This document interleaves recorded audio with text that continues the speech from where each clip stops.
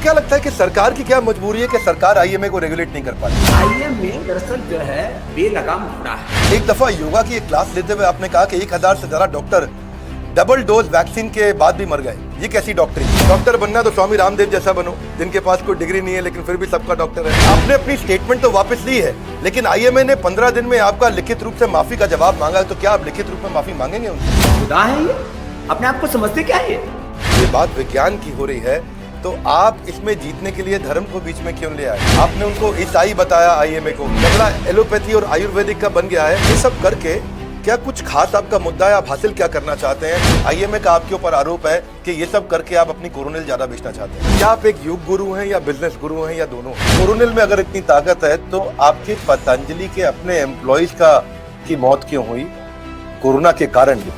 क्या उन्होंने कोरोनिल नहीं खाई थी? नमस्कार, मैं Vivek Bindra, founder and CEO बड़ा बिजनेस.com। ठीक पढ़ा है आपने। आज इनवाइट करने जा रहे हैं परम पूजनीय स्वामी रामदेव जी, जिनको कई बार कहते हैं कि वो बिजनेस गुरु हैं या योग गुरु हैं या वो स्वामी जी हैं या वो कोरोनिल के गुरु हैं। आज उनको इनवाइट करने जा रहे हैं। आईएमए और पतंजलि के बीच में ये बहस जो छिड़ी है, उसके लिए आज डायरेक्ट चर्चा करेंगे। हमारे सामने हैं स्वामी रामदेव जी, हरिद्वार से आप हमारे साथ जुड़ रहे हैं। प्रणाम महाराज जी आपको। विवेक भाई, आपको भी। और आप एक मोटिवेशनल गुरु होने के साथ, आप एक प्रोफेशनल होने के साथ एक स्पिरिचुअल सेलिब्रिटी भी है। माने बिजनेस सेलिब्रिटी तो हैं ही आप, लेकिन अपने जड़ों से जुड़े हैं। और जो जड़ों से जुड़ा रहता है मैं उसका सम्मान करता हूं। और क्योंकि योग, आयुर्वेद, नेचुरोपैथी और जो भारतीय जीवन पद्धति है, यह हमें अपनी जड़ों से जोड़ती है। तो आपके सभी श्रोताओं को, दर्शकों को मेरा बहुत बहुत प्रणाम। प्रणाम, आपका बहुत बहुत प्रणाम। आपको धन्यवाद आने के लिए। मैं कुछ सीधा प्रश्नों पे आना चाहता हूं। आज तक का मैंने आपका इंटरव्यू देखा था, अब तो ये लाइव हो रहा है, इसमें तो कुछ भी चर्चा हो सकती है।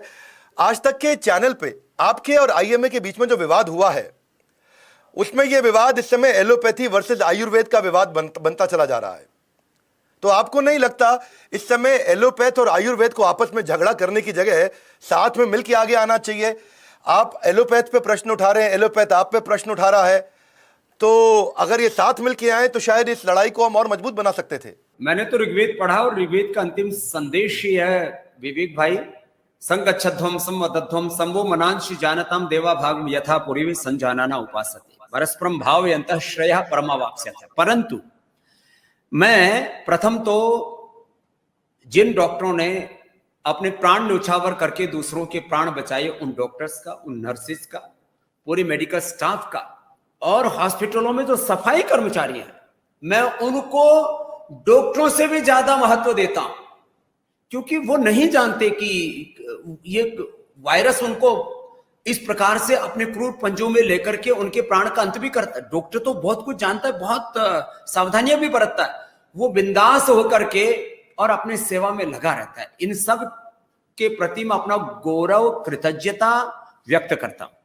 मैं अच्छे डॉक्टरों के खिलाफ नहीं, और दूसरी बात कहता हूं, और तीसरी बात एक और कहता हूं, हमारे डॉक्टर भाई, वो फार्मा इंडस्ट्री, जो ड्रग माफिया है और जो हॉस्पिटलों के जो मालिक है, उनके दबाव में ना आकर के, जो आमिर खान ने भी प्रश्न उठाया, ये आमिर खान के साथ तो टकराते नहीं है।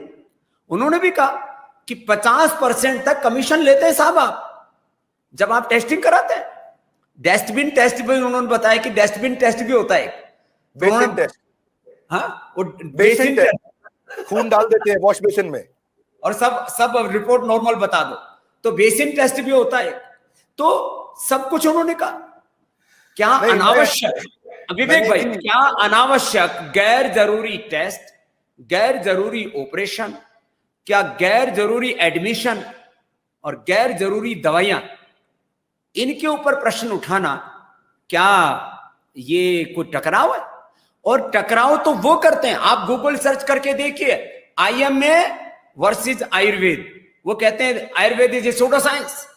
जब वो आयुर्वेद का निरादर करें, उसके साथ असमानता का व्यवहार करें, कहीं पर भी तो इंटचेबिलिटी दुनिया में खत्म हो गई है, इनइक्वालिटी खत्म हो गई, इनजस्टिस खत्म हो रहा है। ये आयुर्वेद के प्रति जब इनजस्टिस करते हैं तब हमारा फोन खोलता है, तब एक योगी बोलता है प्रेम से, करुणा से कि भाई आओ, तुम दो चीजों में महान हो, सर्जरी में और लाइफ सेविंग ड्रग्स में, ये दो तुम काम करो, बाकी 98% काम हमको दे दो। तुम्हारा बिल शुरू होता है 5 लाख से, जाता है 25 लाख पर, और कई बार पोटली बांध के दे देते हो आदमी को। क्या ये नहीं करते? इस देश में लाखों करोड़ों लोग गवाह हैं इस बात के कि 5 से 25 लाख का बिल बना, और फिर साथ में शव मिला, और वो भी तब मिला जब शासन प्रशासन और कई बार तो कोर्ट का जो है उसके अंदर इंटरफेरेंस हुआ। ये बात ठीक नहीं है। इसलिए मैं वापस, जो अच्छे डॉक्टर हैं, अच्छे नर्सिंग स्टाफ्स हैं, अच्छे वहां पर जो भी मेडिकल सर्विसेज में लगे हुए हैं, और ऑक्सीजन ढोने में जो ड्राइवर लगे, मैं सबका सम्मान करता हूं, और किसी के प्रति मैं असंवेदनशीलता व्यक्त नहीं करता। जो बयान भी मैंने, कोई व्हाट्सएप मैसेज आया था वो पढ़ा, उसके लिए भी मैंने खेद व्यक्त कर लिया, माफी मांग ली, तो भाई और को फांसी पर चढ़वाओगे? देखिए, यहां तो आपने बड़ा अच्छा उत्तर दिया, लेकिन इसके अलावा एक दफा योगा की एक क्लास लेते हुए आपने कहा कि 1000 से ज्यादा डॉक्टर डबल डोज वैक्सीन के बाद भी मर गए। ये कैसी डॉक्टरी? डॉक्टर बनना तो स्वामी रामदेव जैसा बनो, जिनके पास कोई डिग्री नहीं है लेकिन फिर भी सबका डॉक्टर है। वैसे आपने अपनी स्टेटमेंट तो वापस ली है, लेकिन आईएमए ने 15 दिन में आपका लिखित रूप से माफी का जवाब मांगा है, तो क्या आप लिखित रूप में माफी मांगेंगे उनसे? अरे भैया, जो है ये खुदा है, ये क्या है? ये गवर्नमेंट है, ये कोर्ट है? अपने आप को समझते क्या है? ये अंग्रेजों द्वारा बनाया हुआ एक एनजीओ है जो साबुन, टूथपेस्ट, पेंट, इनका वैलिडेशन करता है। इनके पास कोई लैब है? इनके पास कोई साइंटिस्ट है? इन आईएमए के सो कोल्ड इन डॉक्टरों से, देखो अच्छे डॉक्टर अलग है, वो आईएमए में कभी कभी इस बात के लिए, चलो भाई कभी कोई लड़ाई झगड़ा हो गया तो प्रोटेक्शन के लिए शायद मदद आ जाए तो अलग बात है। आईएमए के आप किसी भी पदाधिकारी की कितनी अच्छी प्रैक्टिस चलती है, एक का नाम बता दो मेरे को भाई, कि जिस आईएमए के किसी प्रेसिडेंट ने, वाइस प्रेसिडेंट ने देश की बहुत बड़ी सेवा की हो। एक अग्रवाल साहब को छोड़ दीजिए अपवाद रूप में, जो बेचारे नहीं रहे, वो तो एक धर्मात्मा व्यक्ति थे। अपवाद रूप में आईएमए कोई भला आदमी, सात्विक आदमी आ जाए उसके लीडरशिप में तो अलग बात है। बाकी विशुद्ध रूप से जो पॉलिटिकल लोग हैं, ये ले इसने क्या क्या बोला है साहब, देश के बारे में, सरकार के बारे में, संविधान के बारे में, अपनी संस्कृति के बारे में। और अभी तो एक समन भेज दिया इनके जो प्रेसिडेंट साहिबान कि कोरोना का फायदा उठा करके लोगों को एक मजहब विशेष में कन्वर्ट किया जाए। ये और वो उस मजहब के लोग क्या करते हैं? फूंक मारते, पानी छिड़कते। ये ओझापैथी क्यों करना चाहते हैं एलोपैथी को? अब ऐसे लोगों के खिलाफ जब मैं बोल देता हूं, मैं विज्ञान का विरोधी नहीं हूं, और विज्ञान के मापदंड ये एलोपैथी वाले तय नहीं करेंगे। लेकिन बाबा जी, आपके ऊपर एक और प्रश्न उठता है कि जब ये बात विज्ञान की हो रही है, तो आप इसमें जीतने के लिए धर्म को बीच में क्यों ले आए? मैं नहीं लेके आया, ईसाई बताया आईएमए को। विवेक भाई, मैंने नहीं लेके आया, लोगों ने केस किया। और मैंने डबल वैक्सीनेशन का भी विरोध नहीं किया। मैंने तो ये कहा, पर आप आईएमए संस्था को ईसाइयों की संस्था बताते हैं? आईएमए को आप ईसाइयों की संस्था बताते हैं? ना, मैं नहीं बताता, जो लोग बता रहे हैं उनसे पूछिए। मैं तो इसको जो है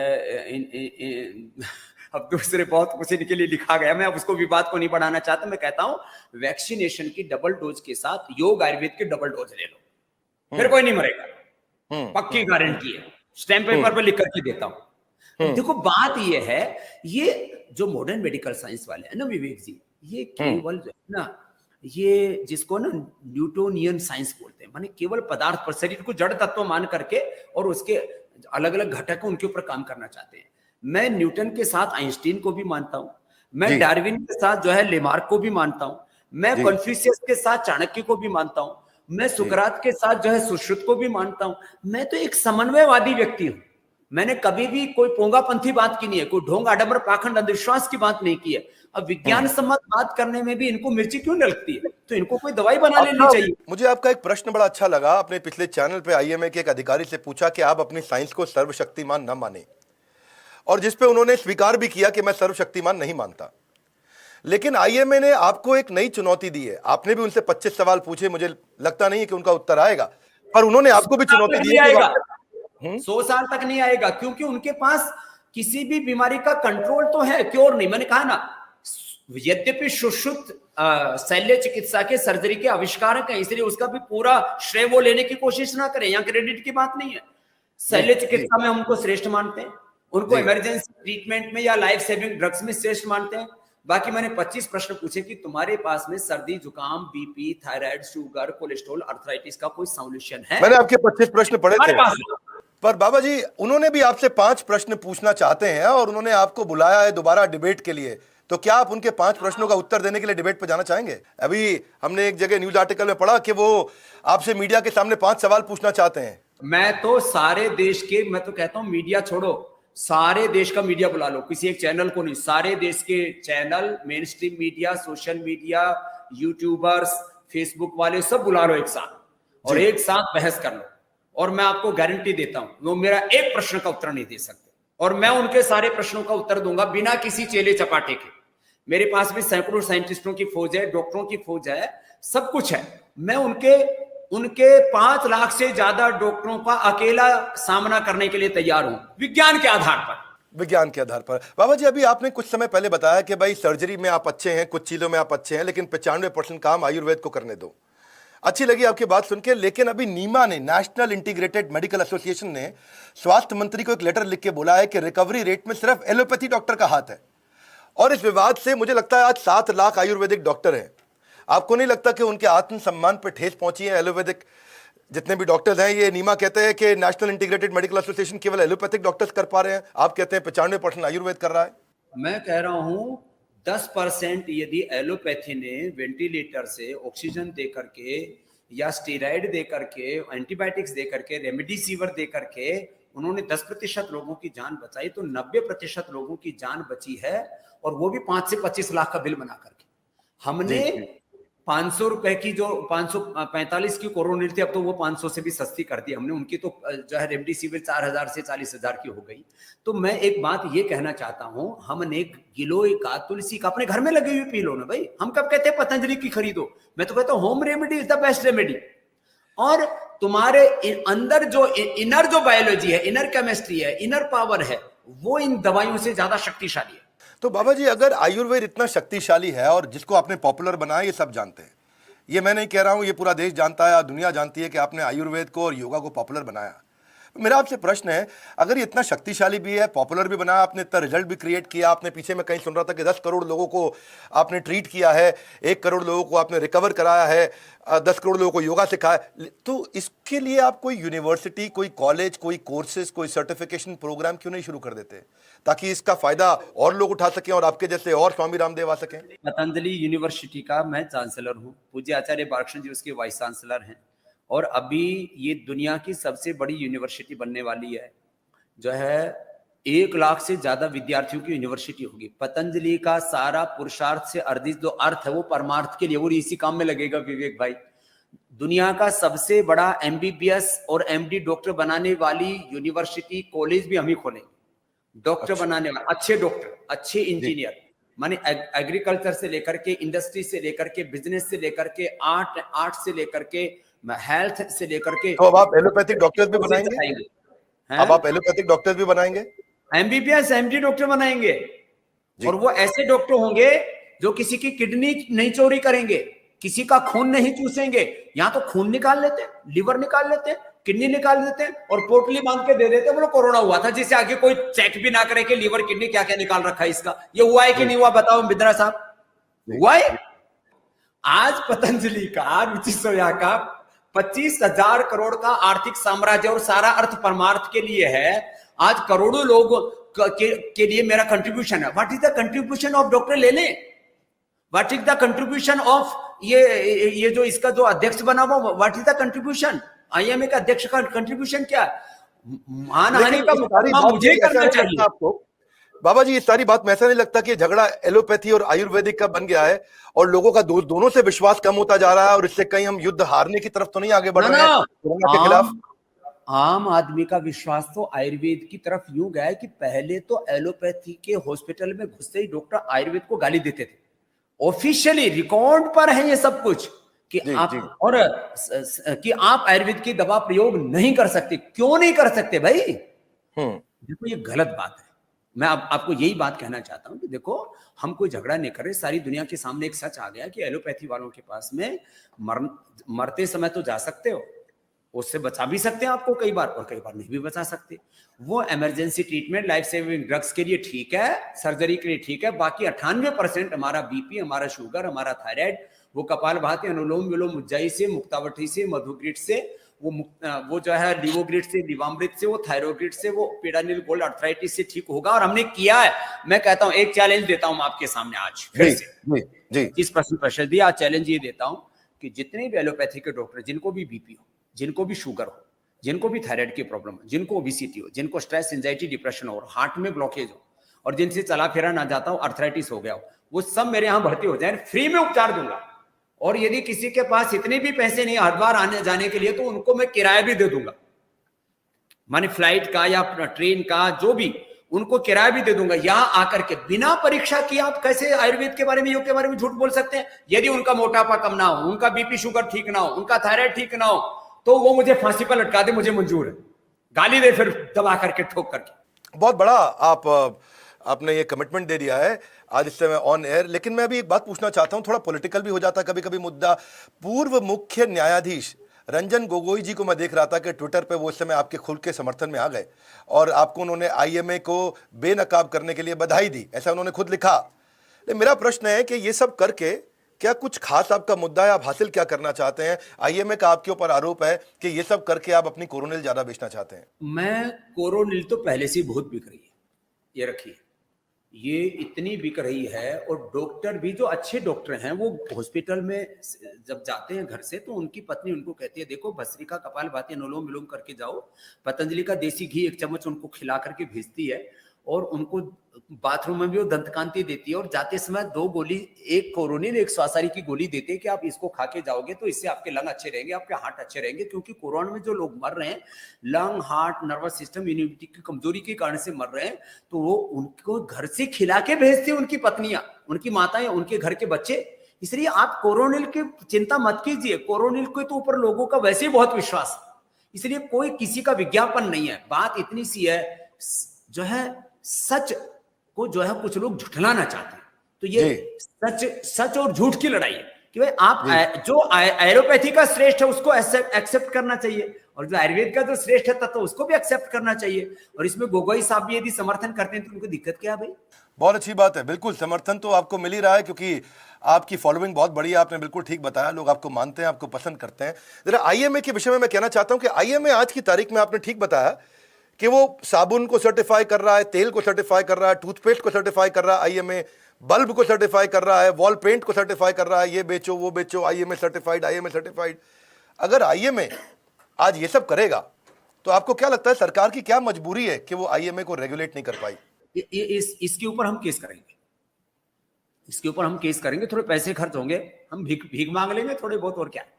और आप, भगवान ने हमको भी सामर्थ्य दिया है कि ये आईएमए का काम नहीं है साबुन, तेल, पेंट, बल्ब, जूता, चप्पल, इनको सर्टिफाई करने का। ये काम रहेगा आईएमए का।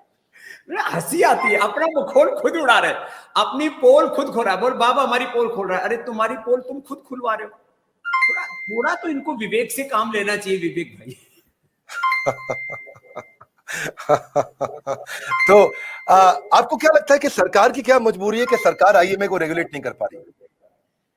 देखो, आईएमए दरअसल जो है ये बेलगाम घोड़ा है, तो अब इससे ज्यादा मैं कुछ बोल दूंगा तो और विवाद हो जाएगा। ऐसे बेलगाम किसी को नहीं होनी चाहिए। मेरी लगाम है धर्म, सत्य, न्याय, साइंस, टेक्नोलॉजी, इनोवेशन, इन्वेंशन, प्रगतिशीलता, और कोई भेदभाव नहीं। मैं एलोपैथी से घृणा नफरत नहीं करता। मैं हिंदू, मुसलमान, सिख, ईसाई, कुछ जैन, बौद्ध, कोई घृणा नहीं करता। मैं कहता हूं सब एक ईश्वर की संतान है, सब एक समान है, सभी महान है। एलोपैथी भी महान है, आयुर्वेद और योग, नेचुरोपैथी भी महान है। तो हमको घटिया क्यों बताते हो? हमको जो है नीचा क्यों दिखाते हो? ये ऊंच नीच की जाति पंथों के बंटवारे, झूठ कहावे तेरे द्वारे, तेरे लिए सब एक समान, सबको सन्मति दे भगवान, आईएमए को सद्बुद्धि दे भगवान। ठीक बात है। आपने अभी पीछे बोला कि 4000 की रेमडेसिविर जब बाजार से गायब हुई तो 40,000 में आई। आप कहते हैं कि आईएमए को सद्बुद्धि दे भगवान, आपको क्या लगता है कहां कमी रह गई? ये 4,000 की दवाई 40,000 की और कई लोगों ने 4 लाख की भी खरीदी। आपने आमिर खान का जो शो था उसमें एक तो ये क्या वो जो है सत्यमेव जयते। बेसिन टेस्ट के साथ एक और उन्होंने बोला था कि जो जेनेरिक दवाई है वो मिलती है 15 रुपए की, और वही ब्रांडेड दवाई मिलती है वो जो है मिलती है 500 रुपए की या 1000 रुपए की। वही 15 रुपए की, वही 500 रुपए, 1000 रुपए की। तो फिर वो बोला, आमिर खान जो डॉक्टर बैठा था उससे पूछ रहा था कि बोले भैया ये जेनेरिक में इसमें ब्रांडेड में क्या फर्क है? बोले रामू की भैंस का दूध लाना, और वो रामू कहता मैं 500 रुपए में दूंगा 50 रुपए का दूध। ये ऐसी लूट मची हुई है। ये इसलिए मैं कहता हूं ये ड्रग माफिया है, ये मेडिकल माफिया है, ये फार्मा माफिया है। उनके शिकार हमारे डॉक्टरों को नहीं होना चाहिए। देश के सारे डॉक्टरों को आकर के स्वामी रामदेव का समर्थन करना चाहिए, एलोपैथी वालों को भी, कि हम इन ड्रग माफियाओं के, इन ब्रांडेड दवाइयों के चक्कर में नहीं पड़ेंगे, नहीं पड़ेंगे, नहीं पड़ेंगे। देश हमारा, ये देश हमारा परिवार है, ये बाजार नहीं है।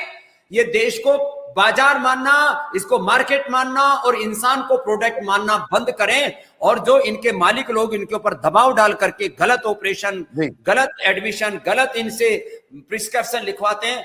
डेथ बाय प्रिस्क्रिप्शन में बुक दिखाई अभी लेकर के, और मेरे कमरे में पड़ी हुई, अभी दिखाता हूं आपका शो खत्म होने से पहले। अमेरिका के डॉक्टर्स लिख रहे हैं इनके खिलाफ, अमेरिका के साइंटिस्ट लिख रहे हैं कि भैया तुम क्यों लोगों को मार रहे हो।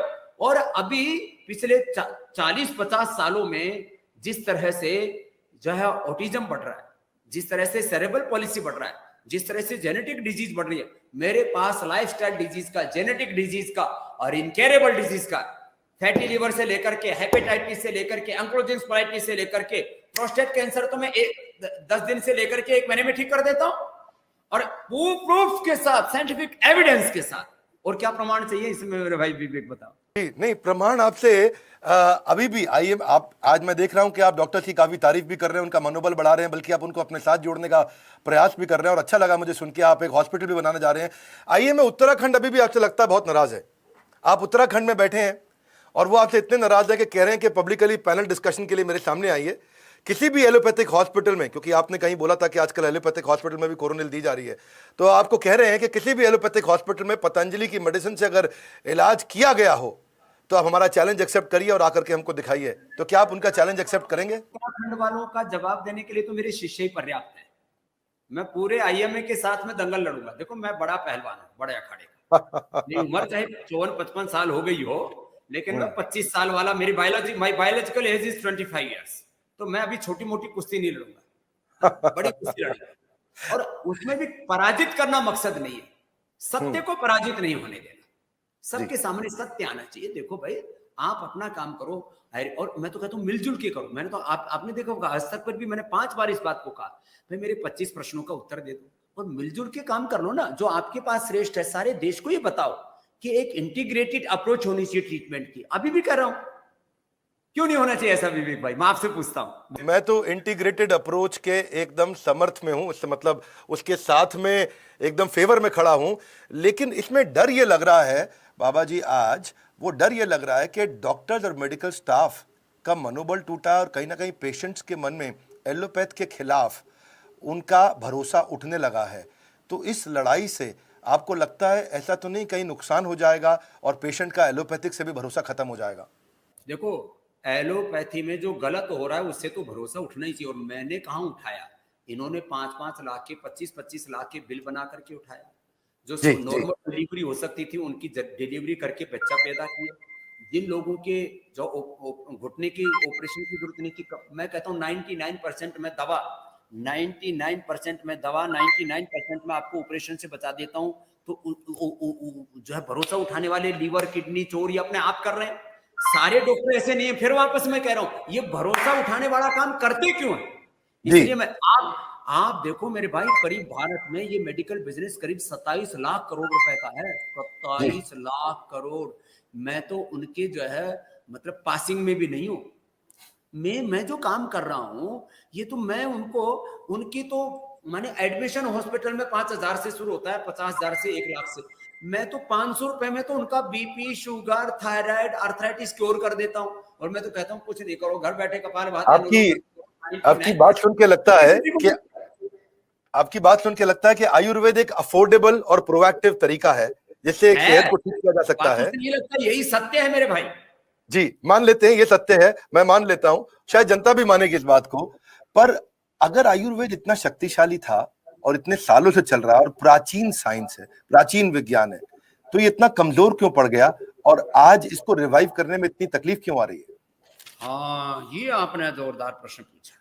यहां मैं निरुत्तर हो जाता था, लेकिन अब नहीं होगा। वैदिक ज्ञान के साथ, वैदिक ज्ञान आयुर्वेदिक के ज्ञान के साथ वे आधुनिक अनुसंधान नहीं के बराबर हुआ या नहीं हुआ, मैं कह सकता हूं। जी, दूसरा, जी, जो 200 साल से है चूर्ण चटली पाक अवलेह पुष्टि रस रसायन भस्म बना रहे थे, वो व्यापारी आ गए थे।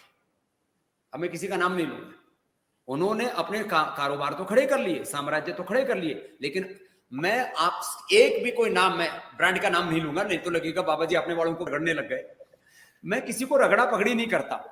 देखो, कोई एक बड़ा ब्रांड बता दो जिनके 5-5, 10-10 हजार करोड़ के कारोबार हैं, क्या उन्होंने रिसर्च पे के ऊपर चवन्नी खर्च की?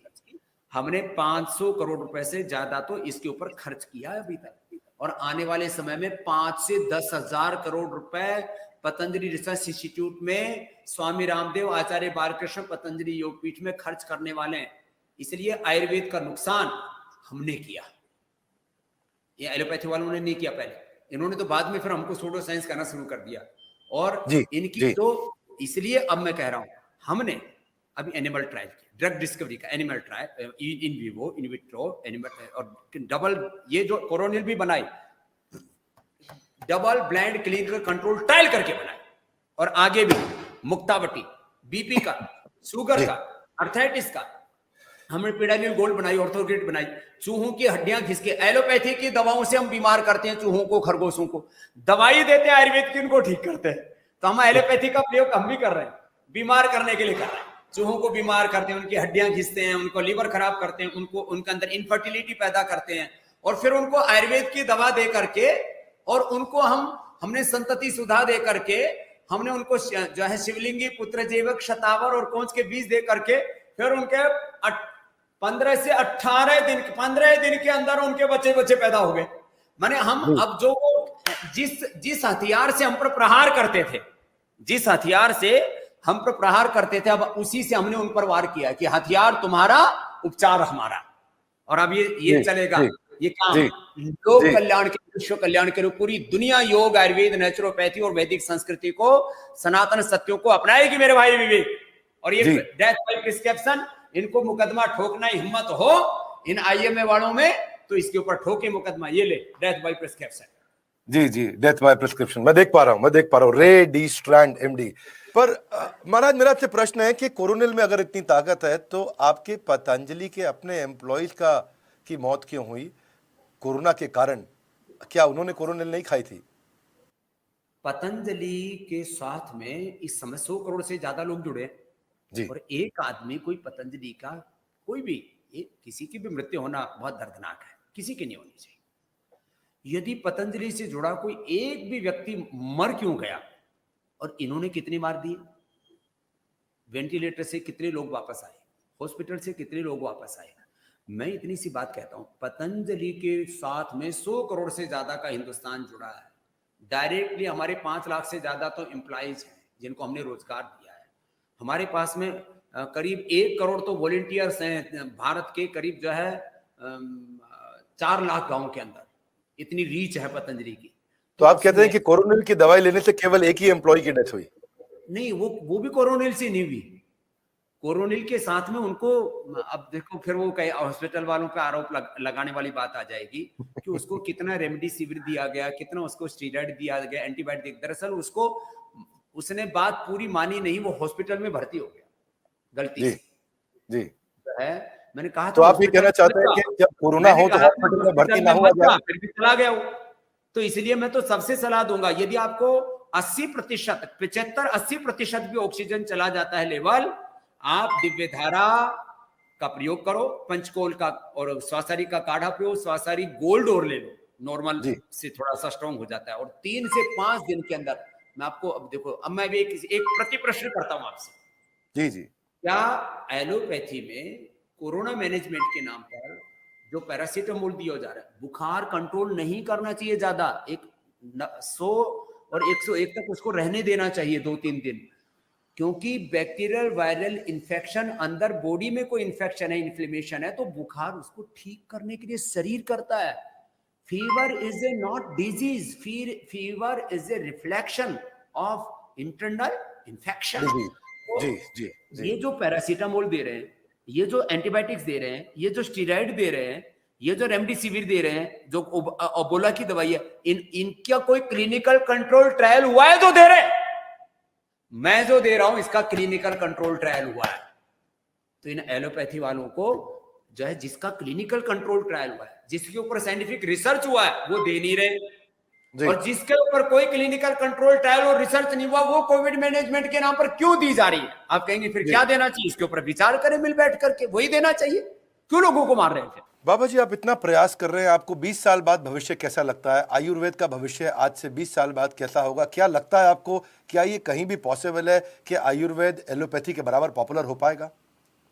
क्या लोगों में इतना विश्वास आ पाएगा, एलोपैथी के बराबर विश्वास आ पाएगा? एलोपैथी से ज्यादा विश्वास आ पाएगा। विवेक भाई, आज से 25 साल पहले जाके देखो, क्या दुनिया योग पर विश्वास करती थी? कोई बोलता था डीप ब्रीदिंग करो? अभी भी ये इतने बावड़े हैं, डीप ब्रीदिंग करने के लिए नहीं बोलते, बोलते हैं स्पायरोमीटर लाओ, उसमें खींचो, उसमें फूंक मारो। खींचने वाला, फूंक मारने वाला स्पायरोमीटर। अरे स्पायरोमीटर में क्यों लगा? उसमें मुंह लगाएंगे, उसमें और कोई बैक्टीरिया वायरस अंदर जाएंगे। हम तो सीधा बैठ करके, हम तो भस्त्री का कपालभाति, अनुलोम विलोम। आज से 30 साल पहले योग की लोग मखौल उड़ाते थे, अभी रामदेव की मखौल उड़ा लो, योग आयुर्वेद की मखौल उड़ा लो, सनातन संस्कृति वेदों की मखौल उड़ा लो। लेकिन आने वाले समय में सारी दुनिया को सस्टेनेबल हेल्थ चाहिए मेरे भाई, सस्टेनेबल पीस चाहिए, नॉन वायलेंस चाहिए। सारी दुनिया को रोग मुक्त होने के साथ हिंसा मुक्त बनाना है, और उसके लिए योग के अलावा there is no another way without yoga. So Baba ji, बहुत अच्छा लगा आप आए हमारे से। जी, बहुत अच्छा लगा आप आए हमारे साथ जुड़े। लेकिन मैं एक आखिरी प्रश्न पूछना चाहता हूं जाने से पहले जी, जो कि कई बार आरोप लगता है, क्या आप एक योग गुरु हैं या बिजनेस गुरु हैं या दोनों हैं? मैं योग गुरु भी हूं, मैं उद्योग गुरु भी हूं। इस देश को दरिद्र बनाना क्या? हम कहते हैं परम वैभवशाली भारत बनाएंगे, अमेरिका से भी ज्यादा शक्तिशाली। तो क्या भीख मांगने से बनेगा? इसलिए जो अर्थ की उपासना नहीं करते वो व्यर्थ बात करते, वो अनर्थ करते हैं। जो अर्थ की उपासना नहीं करता वो अनर्थ करता है। इसलिए अर्थ, लेकिन जो पुरुषार्थ से अर्जित हो, पवित्रता से अर्जित हो, वो अर्थ परमार्थ के लिए होना चाहिए।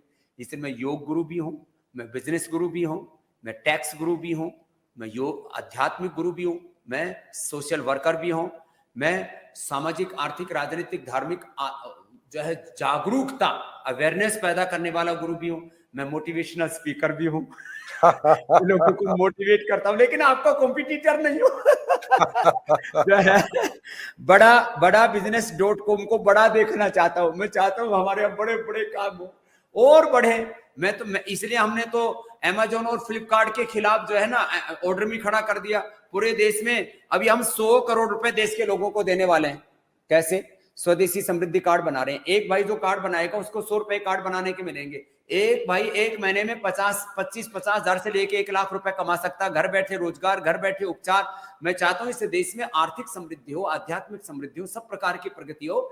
मैं एक सर्वसमावेशी सोच का सन्यासी हूं, जो सब महापुरुष गौतम, कणाद, जैमिनी, पाणिनि, पतंजलि, विवेकानंद, महर्षि दयानंद और भगवान बुद्ध, महावीर, गुरु नानक देव को एक साथ, सारे महापुरुषों को और सारी दुनिया के महापुरुषों को एक साथ लेकर, आइंस्टीन, न्यूटन को, और मैंने कहा मैं तो डार्विन को, और एक साथ डार्विन के साथ साथ मैं तो जो है लेमार्क को, कन्फ्यूशियस, पतंजलि को एक साथ साझी संस्कृति को लेकर के संगच्छध्वम के साथ चलना चाहता हूं मेरे भाई विवेक। बहुत अच्छा लगा। जाने से पहले एक बात और कहना चाहता हूं। एक वायरल मैसेज में पढ़ रहा था कि बराबर की उम्र के डॉक्टर साथ में बैठे थे, डॉक्टर लेले क्षमा चाहता हूं, और स्वामी रामदेव जी, और एक के बाल काले हैं, एक के बाल सफ़ेद हैं, और एक को चश्मा लगा है, एक को चश्मा नहीं लगा है, और स्वामी रामदेव ऐसे हैं जिन्होंने 1000 करोड़ की पतलून उतार करके निकल गए तो IMA की। तो जब ऐसे कार्टून और क्रिएटिव बनते हैं और ऐसे वायरल मैसेज होते हैं, आते हैं, बढ़ते हैं, फैल जाते हैं, तो इनको देख के आपके मन में क्या विचार आता है? मेरे मन में यही विचार आता है कि सब डॉक्टरों को भी डॉक्टर होने के साथ साथ योगी होना चाहिए, भगवान श्री कृष्ण के अंतिम उपदेश के साथ।